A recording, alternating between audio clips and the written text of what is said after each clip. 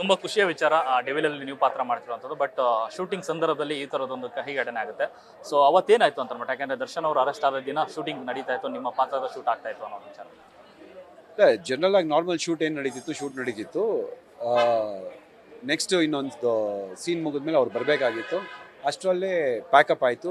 ಏನು ವಿಚಾರ ಅಂದಾಗ ಹಿಂಗೆ ಅಸೋಸಿಯೇಟು ಅಸಿಸ್ಟೆಂಟ್ಗಳೆಲ್ಲ ಇರ್ತಾರಲ್ಲ, ಅವರು ಈ ಥರ ಏನೋ ಇನ್ಸಿಡೆಂಟ್ ಆಗಿದೆ ಅಂದರು. ಅವಾಗ ನಾವು ನ್ಯೂಸ್ ಚಾನಲ್ಗಳು ಹಾಕ್ಕೊಂಡು ನೋಡಿದಾಗ ಏನೋ ಒಂದು ಇನ್ಸಿಡೆಂಟ್ ಆಗಿದೆ ಅನ್ನೋದು ಗೊತ್ತಾಯಿತು ಅಷ್ಟೇ.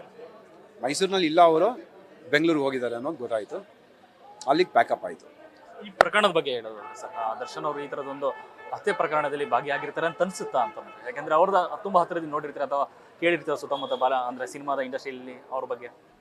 ಸರ್, ನನಗೇನು ಅನಿಸುತ್ತೆ ಅನ್ನೋದು ಇಲ್ಲಿ ಇಂಪಾರ್ಟೆಂಟೇ ಅಲ್ಲ ಸರ್. ಬಿಕಾಸ್ ಒಂದು ಇನ್ಸಿಡೆಂಟ್ ಆಗಿದೆ, ಮರ್ಡರ್ ಆಗಿದೆ, ಒಂದು ಫ್ಯಾಮ್ಲಿ ದುಃಖದಲ್ಲಿದ್ದಾರೆ. ಯಾರು ಮಾಡಿದ್ದಾರೆ, ಏನಕ್ಕೆ ಮಾಡಿದ್ದಾರೆ, ಇಡೀ ಪ್ರಕರಣ ಏನಕ್ಕೆ ನಡೀತು ಅನ್ನೋದು ನೀವೇನು ಹೇಳ್ತಿದ್ದೀರಾ ಅದನ್ನು ನಮ್ಗೆ ಗೊತ್ತು. ನಾವು ಪರ್ಸ್ನಲ್ ಆಗಿ ಅದನ್ನು ಕೇಳಿಲ್ಲ. ಈಗಷ್ಟೇ ಇನ್ನೊಂದು ಇಂಟರ್ವ್ಯೂನಲ್ಲಿ ಹೇಳ್ತಾಯಿದ್ರು ಶೆಡ್ ಅನ್ನೋದು ತುಂಬ ವೈರಲ್ ಆಗ್ತಾ ಇದೆ ಅಂತ. ಸಾಕಷ್ಟು ಕೇಳ್ತಾ ಇದ್ದೀನಿ ನಾನು, ಜಾಸ್ತಿ ಮಾಡಿದ್ರೆ ಶೆಡ್ಗೆ ಹಾಕ್ಕೊಂಡು ಹೋಗ್ತೀನಿ ಅನ್ನೋದು.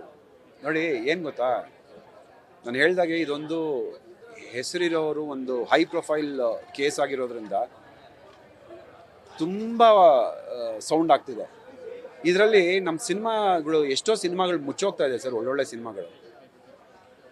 ಇನ್ಸಿಡೆಂಟ್ ಆಗಿದೆ, ಅದ್ರದ್ದು ಏನು ಕಾರ್ಯಗಳಿದೆ ಅದು ನಡೀತಾ ಇದೆ, ಇನ್ವೆಸ್ಟಿಗೇಷನ್ ನಡೀತಾ ಇದೆ, ಪೊಲೀಸರು ಅವ್ರ ಕೆಲಸ ಮಾಡ್ತಾ ಇದ್ದಾರೆ, ಕಾನೂನು ಅವ್ರವ್ರ ಕೆಲಸ ಯಾರ್ಯಾರ್ದು ಏನೇನು ರೆಸ್ಪಾನ್ಸಿಬಿಲಿಟಿ ಇದೆ ಎಲ್ಲ ಪಕ್ಕಾ ಮಾಡ್ತಾ ಇದ್ದಾರೆ.